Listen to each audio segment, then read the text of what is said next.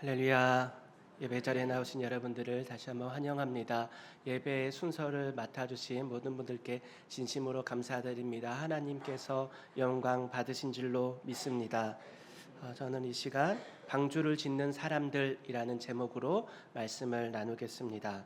우리가 잘 아는 노아의 방주 사건 이야기입니다.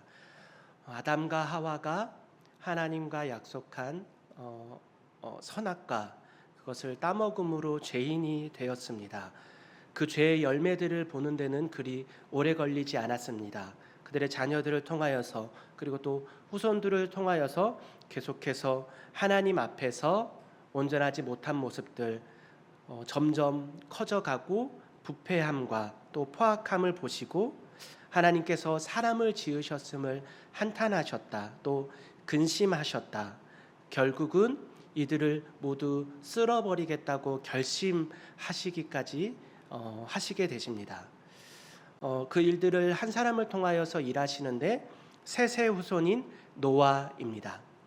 셋은 아담의 아들인 가인 그리고 아벨, 가인이 동생 아벨을 쳐 죽이고 다시 새롭게 아담과 하와로부터 주신 아들이었습니다. 그 셋의 후손 중에서 노아는 당대에 하나님께 은혜를 입은 자더라라고 표현되어 있습니다. 당시에는 선한 것을 찾아보기가 힘든 시대였습니다. 악이 가득한 당시 노아는 의로운 사람이요 하나님과 동행하는 자였다 기록되어져 있습니다. 하나님께 인정받은 사람, 하나님 앞에 의로운 사람이었다라고 기록됩니다. 하나님께서는 노아에게 방주를 만들라 말씀하시면서 방주의 구조까지 자세하게 가르쳐 주십니다. 창세기 6장 14절입니다. 너는 고페르 나무로 너를 위하여 방주를 만들되 그 안에 칸들을 막고 역청을 그 안팎에 칠하라. 방주를 만드는데 그 방주를 만드는 목적은 다름이 아니라 너를 위하여, 너와 너의 가족을 위하여 방주를 만들라 말씀하셨습니다.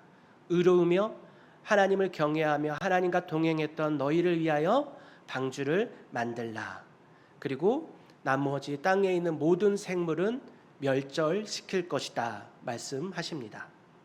그리고 창세기 6장 22절을 보면 노아가 그와 같이 하여 하나님이 자기에게 명하신 대로 다 준행하였더라라고 기록됩니다. 노아는 믿음으로 하나님이 명하신 것들을 준행하였습니다. 방주를 만드는 데만 걸린 시간이 성경을 보니 약 100여 년의 시간이 걸린 것 같습니다. 여러분, 이 100여 년의 시간이 어땠을지 저는 오늘 한번 함께 생각해 보길 원합니다. 세상의 죄는 만연합니다. 선한 것을 찾아볼 수가 없는 시대입니다. 배를 만든다는 것은 배의 필요는 항해를 함에 있는데 당시에는 비가 내린다는 개념조차 있지 않던 시기입니다.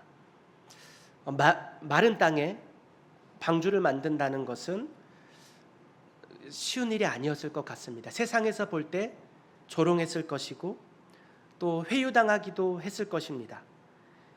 비도 오지 않고 지금은 가뭄인데 놀림당하기도 이렇게 했을 것이고 쓸데없는 고생하지 말고 우리와 같이 즐기고 마시고 놀자, 이러한 수많은 유혹도 있었을 것입니다.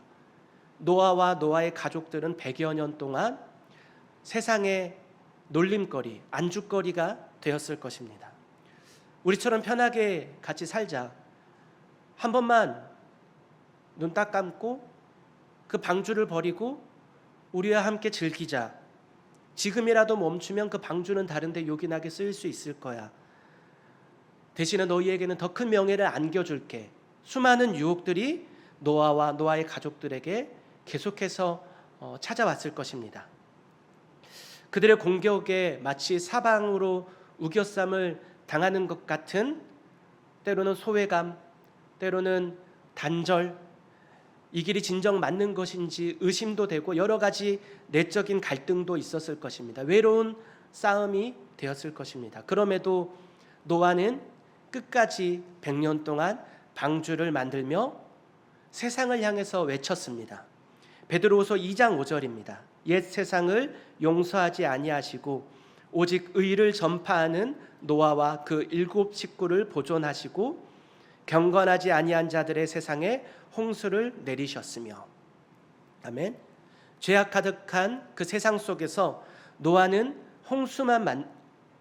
방주만 만든 것이 아닙니다. 방주를 만들면서 오직 의를 전파하였다. 베드로후서는 고백합니다. 기록합니다. 노아는 사람들을 설득하였습니다. 세상에 계속해서 외쳤습니다. 하나님의 의를 전파한 것입니다. 여러분, 제가 방주를 짓는 것은 헛된 것이 아닙니다.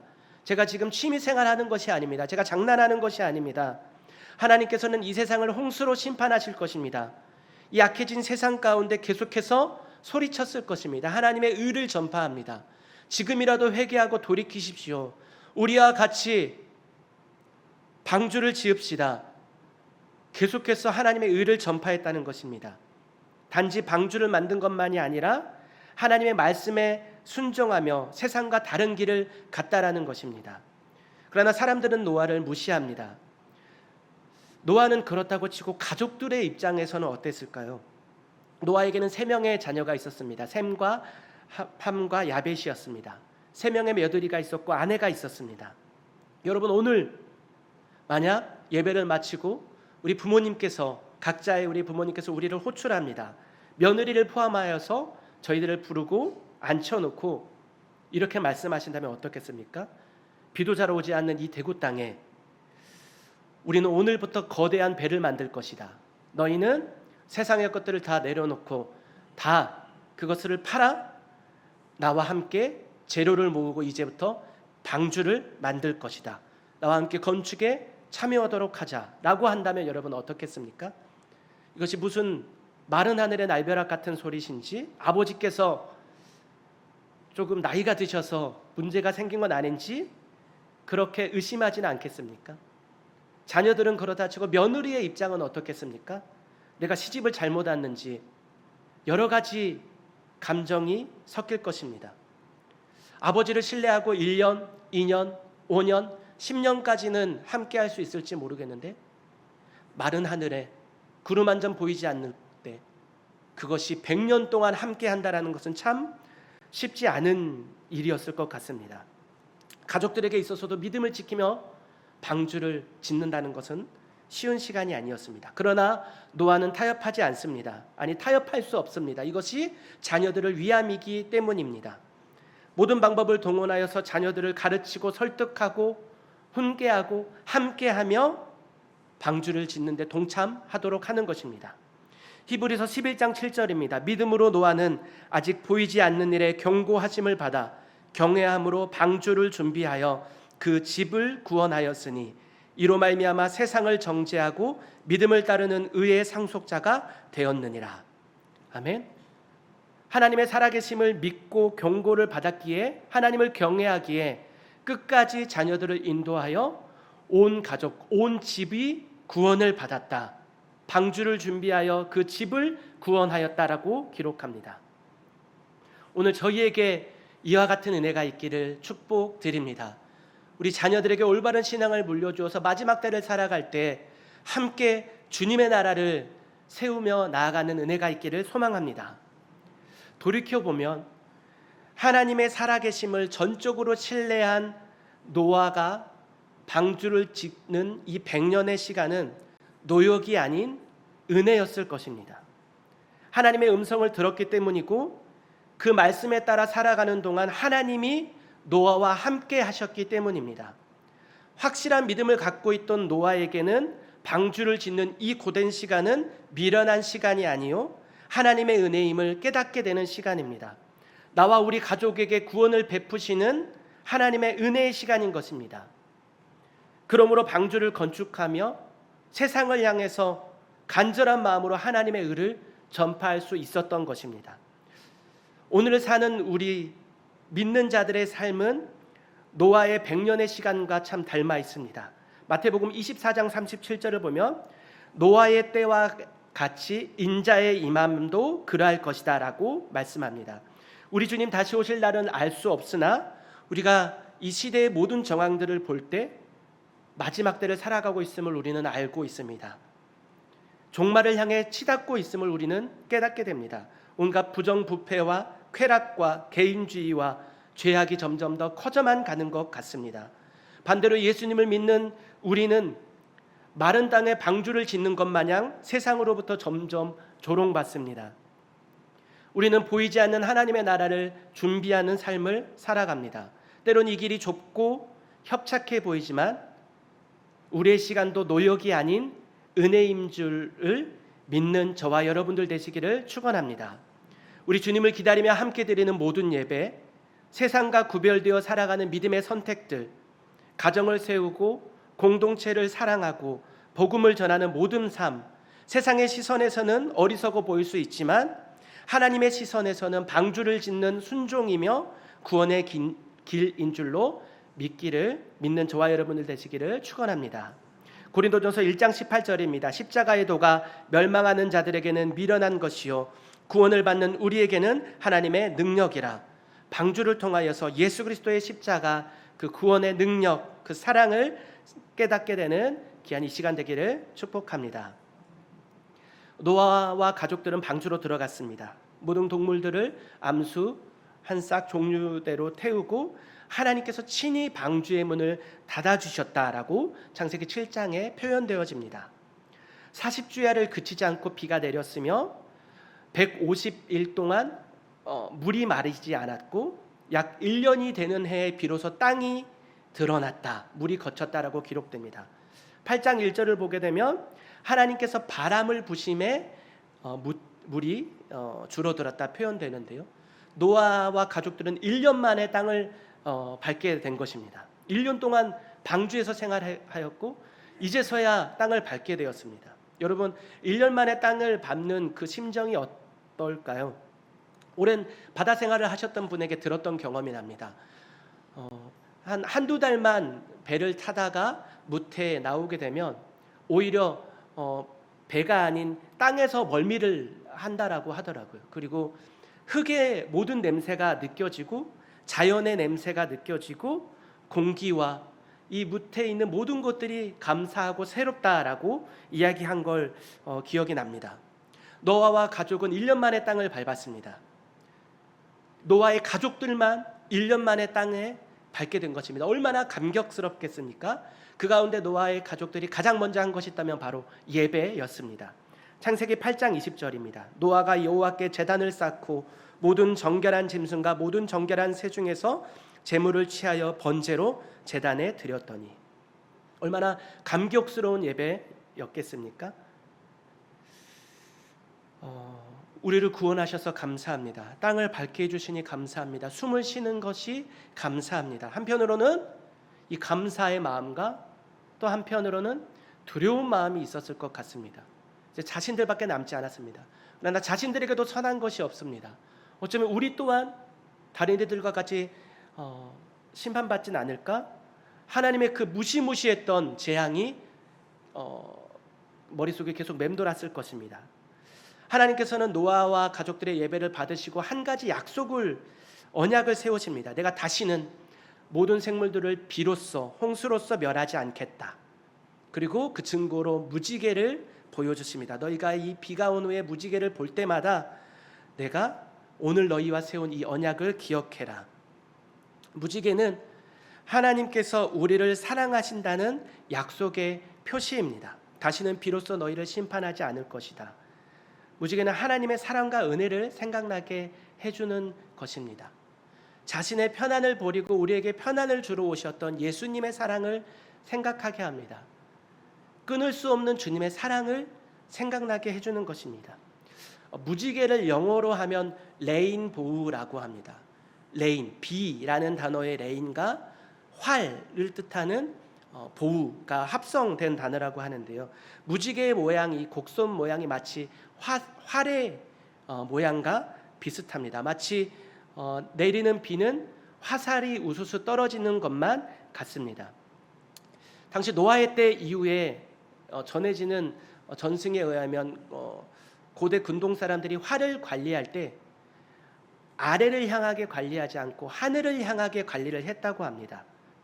활 시위가 하늘을 향하고 있습니다. 이것이 무슨 의미입니까? 레인보우, 하나님께서 이 땅을 향해 쏘는 것이 아니라 하늘을 향해 화살을 겨누고 있다라는 것입니다. 죄를 지으면 심판이 반드시 따라야 하는데 하나님께서는 다시는 너희에게 이 활을 겨누지 않겠다. 그래서 하나님께서는 레인보우, 활을 하늘을 향해, 자신을 향해 겨누십니다. 우리가 맞아야 할 화살을, 우리가 당해야 할 심판을 예수 그리스도께 대신하도록 하십니다. 주님께서 우리가 받아야 할 죄값을 대신 받으셨습니다. 이 땅의 모든 죄인이 받아야 할 죄를 하나님이신 예수님이 대신 십자가에서 담당하십니다. 무지개는 하나님 자신이 죽음으로 우리의 죄를 담당하시겠다는 은혜의 약속의 표징입니다. 사랑의 약속입니다. 그래서 우리는 무지개를 볼 때 하나님의 사랑과 예수님의 은혜를 기억했으면 좋겠습니다.